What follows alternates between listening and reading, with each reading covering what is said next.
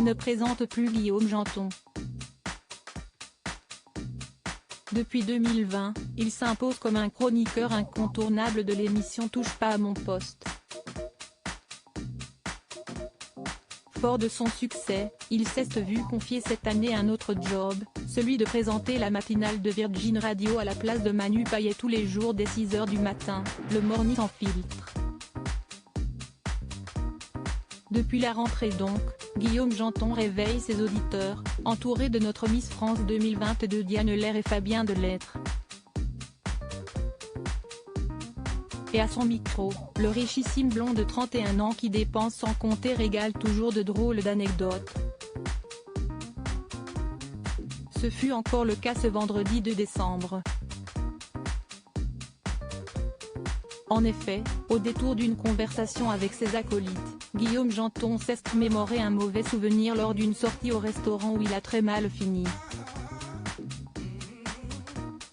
Moi, ce que je déteste au resto, ce sont les desserts avec de l'alcool. Les babas au rhum, les coupes colonel. Tout ça, je ne peux pas, a-t-il d'abord lâché. Et pour lui de raconter sa mésaventure, la dernière fois, j'étais dans un restaurant chinois, j'ai pris les beignets, siesti très bon, à la banane flambée. J'étais ivre-mort. Un état très peu appréciable pour le chroniqueur et animateur qui a précisé ne jamais boire d'alcool habituellement. Et selon lui, les gérants de l'établissement ont eu la main très lourde pour le servir ce soir-là. Ils avaient tellement mis d'alcool. Siesti insupportable. Ils avaient mis une bouteille entière, a-t-il estimé faisant bien rire ses camarades. On ne l'y reprendra certainement plus. Guillaume Janton, un entrepreneur à succès à seulement 31 ans s'il a le temps d'aller au restaurant, Guillaume Janton n'a que pour peu d'autres loisirs. Et pour cause, son rythme de vie est des plus intenses. En terminant TPMP à 21h20, je me couche vers minuit.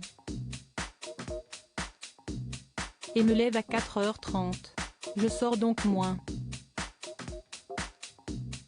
Siesti un sacrifice, mais siesti un rêve d'enfant qui se réalise, avait-il avoué lors d'une interview pour le magazine Public. Il faut dire que l'entrepreneur est un accro au travail.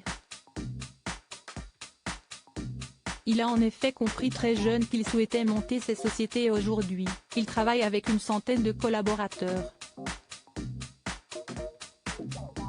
Un business toujours plus florissant qui lui a permis d'avoir une situation financière très confortable.